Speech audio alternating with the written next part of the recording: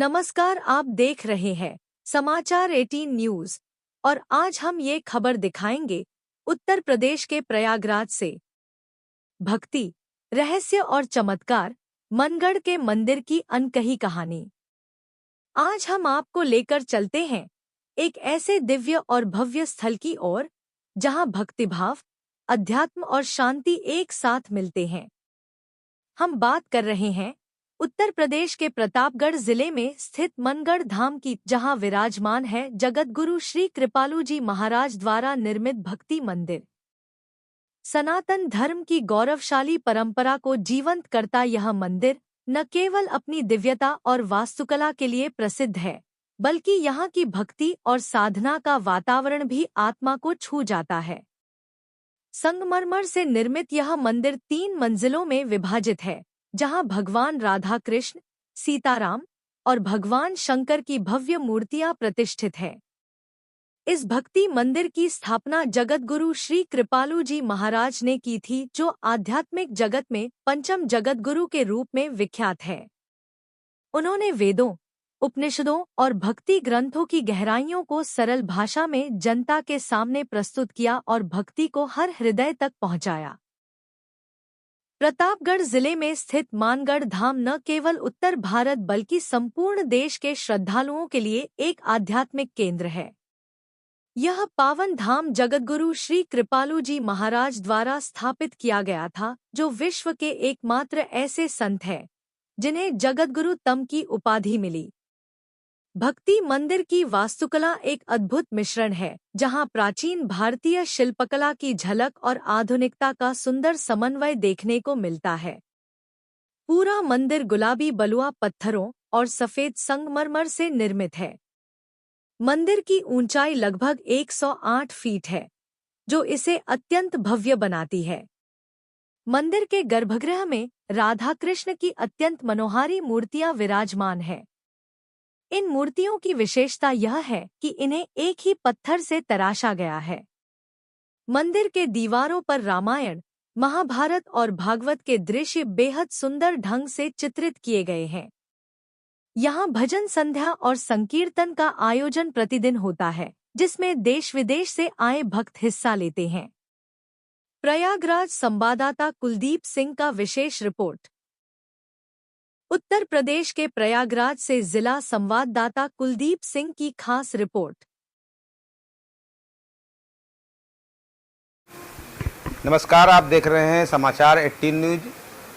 मैं आपके साथ हूं कुलदीप सिंह। आज हम उत्तर प्रदेश के प्रतापगढ़ जिले में स्थित मनगढ़ में स्थित बैठे हैं। हमारे साथ कृपालु जी महाराज जी का ये मंदिर है। यहाँ पर हमारे साथ मंदिर की देखरेख करने वाले मिश्रा जी उपस्थित हैं। पहले तो मिश्रा जी का परिचय जानेंगे। पूरा प्रांगण जो है वो मिश्रा जी के देखरेख में चलता है, तो मिश्रा जी का परिचय जानेंगे और साथ में इस मंदिर के बारे में और यहाँ कृपालु जी के महाराज की सेवाओं के बारे में भी जानेंगे। जी, अपना परिचय एक बार बता दें और यहाँ का। राधे राधे भैया, मैं जितेंद्र मिश्रा हूँ। यहाँ पे जो जगत गुरु कृपालु परिषद ये ट्रस्ट बना हुआ है, यहाँ करीब सेवा में हमारे जैसे पूरी दुनिया से आए हुए करीब 600 लोग यहाँ पर सेवा करते हैं। सभी की सेवाएं निश्चित है, तो सब लोग अपनी अपनी सेवा में रहते हैं। और ये जो मनगढ़ गांव आप लोग सुन रहे हैं, इसका पुराना नाम मनगढ़ था। अभी केंद्र सरकार ने इस गांव का नाम बदलकर कृपालु धाम मनगढ़ कर दिया, क्योंकि जो जगत गुरु कृपालु जी महाराज जी इसी गांव में पैदा हुए थे, यही उनका जन्मस्थली है। इसलिए सरकार ने इसको कृपालु धाम मनगढ़ कर दिया। यहाँ अभी हम देखेंगे जहाँ भक्ति मंदिर बना हुआ है, उस स्थान पर पहले कृपालु जी महाराज जी का पुराना मकान वहीं पर था। और जहाँ मंदिर में राधा कृष्ण की मूर्ति जिस जगह पे स्थापित की गई है, वही उनकी जन्मस्थली है, वहीं उनका जन्म हुआ था। और अभी जितना आप देखेंगे सारा बना हुआ ये पूरा गांव था। पहले उस साधारण गांव जैसे सब गांव होते हैं वैसे गांव था। उस गांव को इन्होंने ऐसा बना दिया जो देखकर आज सारी दुनिया आश्चर्यचकित हो रही कि एक गांव को, उसी गांव में पैदा होने वाला कोई व्यक्ति ऐसे कैसे बना सकता है। बहुत लोग आते हैं यहाँ पर, बहुत पूछते हैं कि भाई ऐसा गांव को ऐसा कैसे कोई बना सकता है, क्या है ऐसी बात, जरा बताओ। तो ऐसी बात तो ऐसा है कि एक घटना है उनके जीवन की।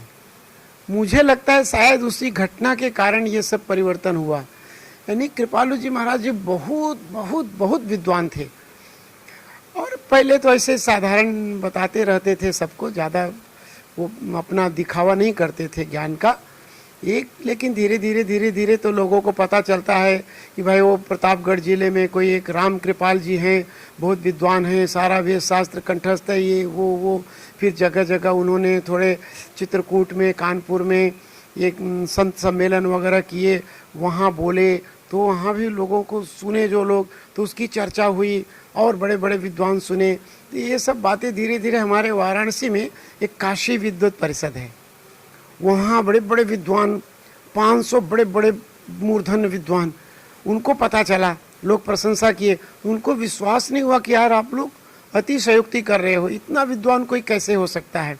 हम उनसे मिलना चाहते हैं। उनको उत्सुकता हुई, जिज्ञासा हुई कि यार उनको बुलाओ अपने यहाँ, हम भी मिलेंगे। वहाँ जब गए तो बड़े बड़े विद्वान थे, तो उन्होंने विद्वानों को तो बस एक ही बात, भाई आप हमसे शास्त्रार्थ करेंगे? हाँ करेंगे, ठीक है।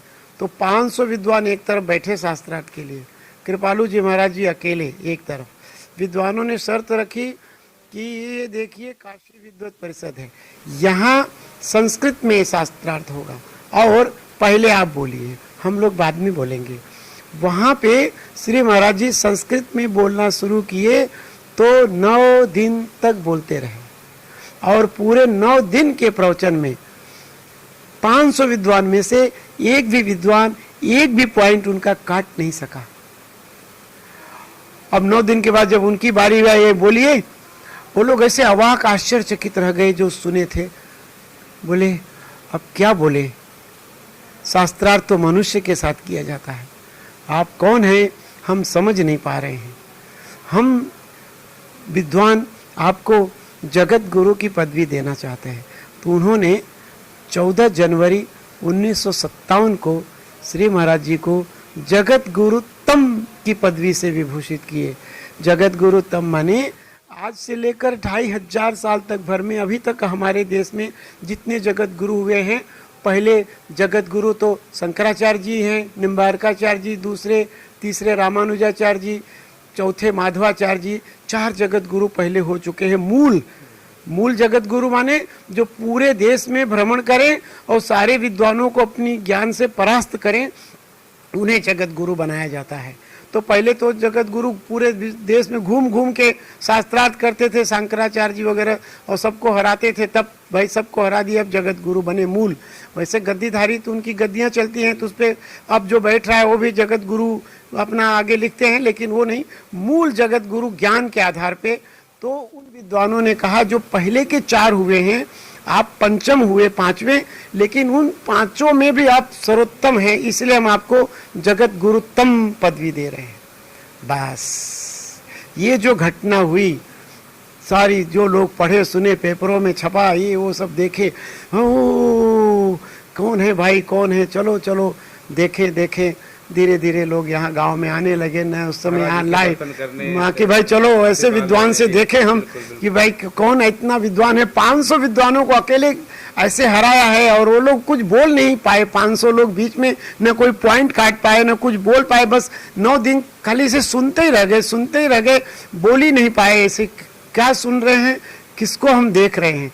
तब फिर धीरे धीरे जैसे महाराज जी के जगह जगह पे प्रवचन होने लगे, कार्यक्रम होने लगे, इधर प्रतापगढ़ में, प्रयागराज में, सब जगह ऐसे। अब वो लोग उनका ज्ञान सुनते, धीरे धीरे लोग प्रभावित होने लगे, यहाँ आने लगे।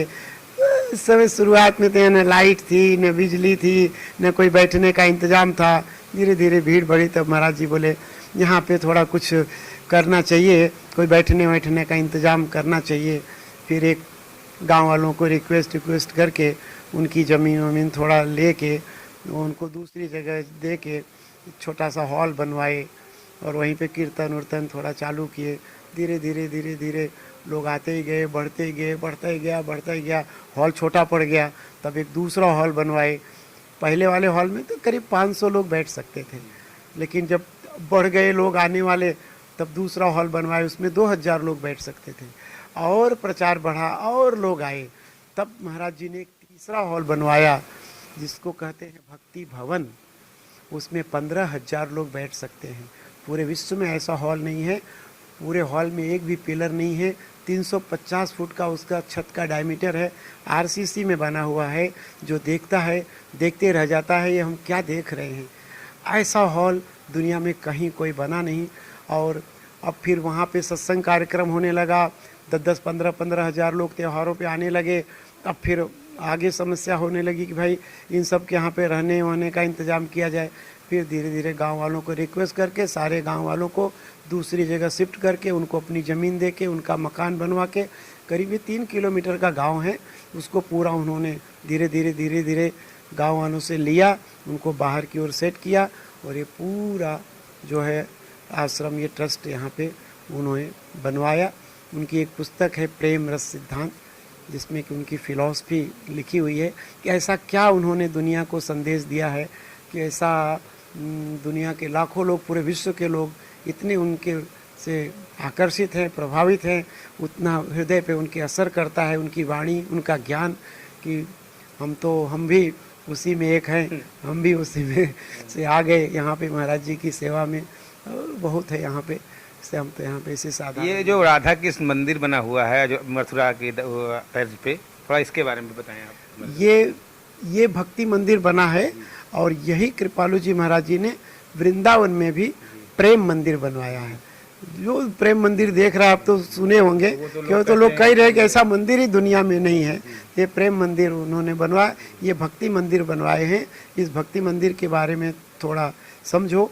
इसके मंदिर के निर्माण में कोई लोहा, सरिया, सीमेंट, कंक्रीट कुछ भी प्रयोग नहीं लाया गया।